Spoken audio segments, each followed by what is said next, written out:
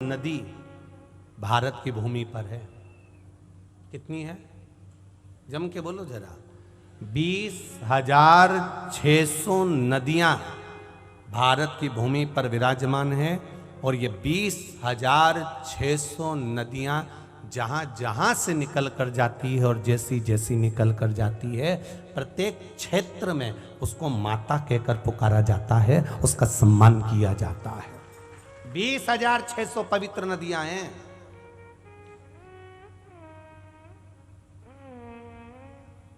वेदव्यास जी ने शिव महापुराण के अंतर्गत वर्णन करा। स्कंद पुराण में वेदव्यास जी ने लिखा, अगर 20,600 पवित्र नदियां भारत की भूमि पर हैं और 20,600 नदियों में भी आप अगर स्नान नहीं कर पाए, 20,600 नदियों में भी आप डुबकी नहीं लगा पाए, 20,600 नदियों का कभी तुम दर्शन नहीं कर पाए, 20,600 नदियों तक तुम नहीं पहुंच पाए, 20,600 नदियों का आचमन नहीं कर पाए, 20,600 नदियों पर तुम पहुंच नहीं पाए, 20,600 नदियों का तुमने आचमन करा, ना स्नान करा, ना दर्शन करा, तो भी शिव महापुराण की कथा में वेदव्यास जी ने लिख दिया कि अगर 20,600 नदियों तक न पहुंच पाओ तो एक बार शिव महापुराण की कथा तक पहुंच जाना, पूरी नदियों के पवित्रता का भाव तुम्हें प्राप्त हो जाएगा।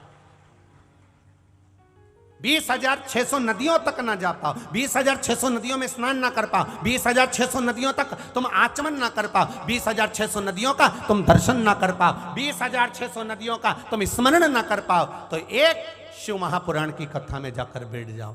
7 दिन में तुम प्रतिदिन उन पवित्र नदियों का स्मरण अपने आप तुम्हें होता चले जाएगा और ये शरीर को वो 20,600 नदियों का पुण्य फल अपने आप प्राप्त हो जाएगा, अपने आप।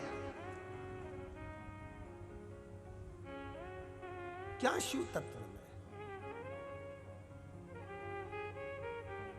ये तो वो अविरल गंगा है, अविरल भक्ति है जिसको हम लोग प्राप्त कर रहे हैं। किसी ने कहा भगवान की कथा कितनी बार सुनना चाहिए?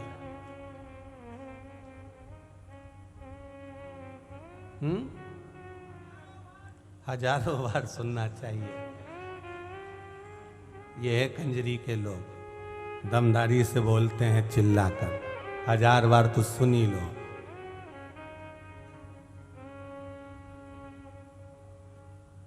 जितनी बार गाड़ी को चलाने वाला ड्राइवर जितनी बार गाड़ी चलाएगा चलाएगा चलाएगा चलाएगा, उतना उस्ताद होते चले जाएगा। और जब उस्ताद होते चले जाएगा तो उसको फिर गाड़ी चलाने की ज़रूरत नहीं पड़ेगी। वो साइड में बैठेगा और अपने कंडक्टर से कहेगा तू चला, वो भी दूसरे को चलाना सिखा देगा और ऐसा चलाना सिखाएगा कि आराम से जो गाड़ी चलाना सीख गया, खूब मंझ गया, वो ट्रक के ऊपर आराम से गादी बिछा के सो जाता है। कंडक्टर को भी उसने इतना दमदार बना दिया कि गाड़ी वो चला लेता है। उसी तरह जो बार बार शिव महापुराण की कथा को श्रवण करता है, सुनता है, हमने 10 बार सुनी, हमने 15 बार सुनी, हम 3 साल से सुन रहे हैं, हम 4 साल से सुन रहे हैं, हम आस्था चैनल पर सुन रहे हैं, हम ऐसे सुन रहे हैं, हम कथा को ऐसे श्रवण कर रहे हैं, हम मोबाइल पर श्रवण कर रहे हैं, हमने इतनी बार सुन ली।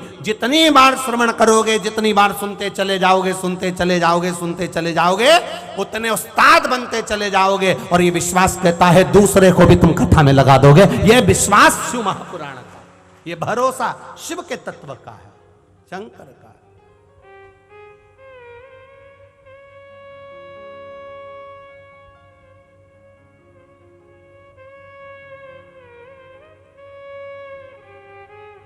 कोई कोई कपड़ा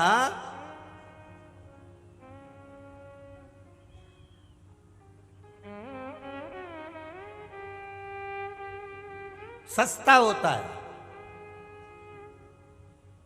और जो सस्ता होता है वो कलर छोड़ देता है। बोलो रे भाई, यहाँ सूरत वाले भी बैठे होंगे, इनको तो ज़्यादा मालूम होगा क्योंकि कपड़े की ज़्यादा दुकानें, कपड़े की ज़्यादा फैक्ट्रियाँ सूरत में, उनको ज़्यादा अंदाजा होगा। है सूरत वाले एक गोयल परिवार भी आया होगा शायद सूरत से, जिन्होंने पहले कथा करवाई है सूरत में, तो उनकी भी फैक्ट्रियां हैं 2-4। अब तो उनने फ्रांस में भी शायद फैक्ट्री वगैरह खोल ली है। तो अब जरा विचार करिएगा, जरा स्मरण करिएगा, कपड़ा सस्ता है तो वो पानी में डाला, अब तुम्हें नहीं मालूम था कि ये कलर छोड़ देगा, और तुमने डाला और दूसरे कपड़ों के साथ डाल दिया तो उसने कलर छोड़ दिया। अब तुम्हें कितना गुस्सा आया, कितना, बताओ। मेरी भी मती मारी गई थी, मैं भी कहाँ चली गई थी, मुझे कहाँ मालूम था कपड़ा कलर छोड़ देगा। और कैसा कलर छोड़ा उसने, ये कपड़े ने दूसरे कपड़े को कलर में कर दिया। अब धोबिया धोए चाहे सारी उमरिया, धो ले, अब खूब धो। उस कपड़े का कलर छूटेगा जिसमें लग गया? नहीं छूटेगा। सस्ता था,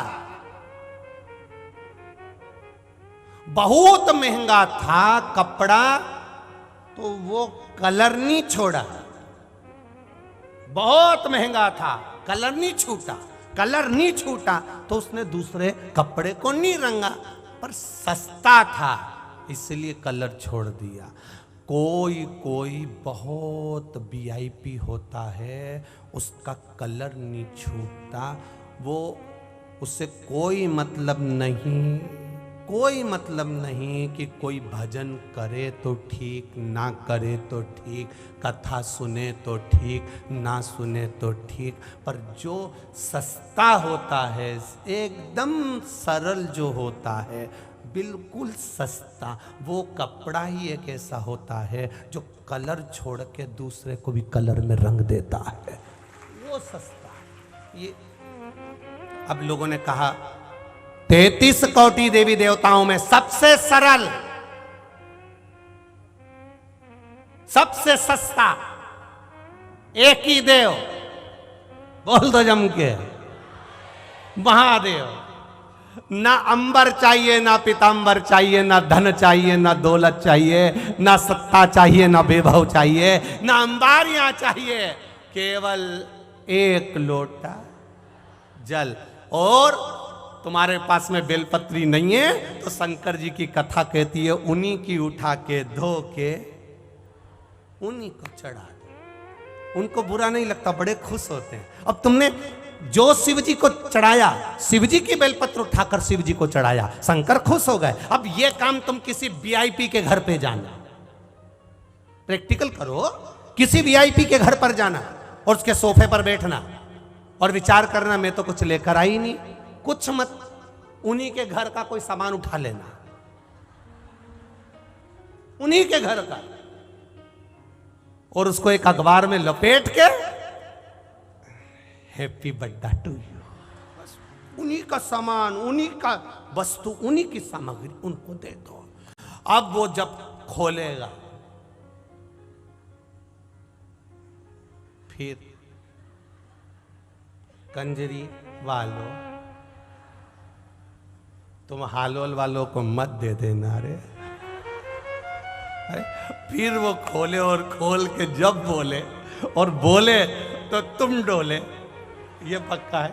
अब वो बोले, अब विचार करो, मेरा देवादिदेव महादेव कितना सरल है, मेरा देवादिदेव महादेव कितना सस्ता, कितना सरल, उसी की बेलपत्र उठाकर उसको चढ़ा रहे हो। और शिव महापुराण की कथा कहती है, अगर बेलपत्र नहीं है, स्कंद पुराण कर रही है, नर्मदा पुराण कर रही है, लिंग पुराण कर रही है, अगर बेलपत्र नहीं है, उसकी उठा के धो के उसी को चढ़ा दो, तो क्या होता है? शिव महापुराण की कथा कहती है, हजारों तीर्थों का फल एक साथ प्राप्त हो जाता है। इतना फल है बेलपत्र को उठाकर दे देने पर, चढ़ाने पर। अब विचार करिए, दूसरे का सामान उठाकर दूसरे को दे दोगे तो फिर क्या स्थिति होगी? वो चिल्लाएगा, लड़ेगा, झगड़ेगा और गालियां देगा, अपशब्द कहेगा, ताने देगा, आड़ा टेढ़ा बोलेगा, बोलते जाएगा,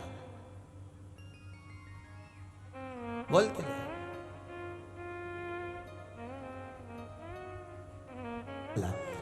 और उसने कह दिया, अगर पानी भी नहीं है, बेलपत्र भी नहीं है, तो एक काम करो, बस मेरे पास में आके 3 बार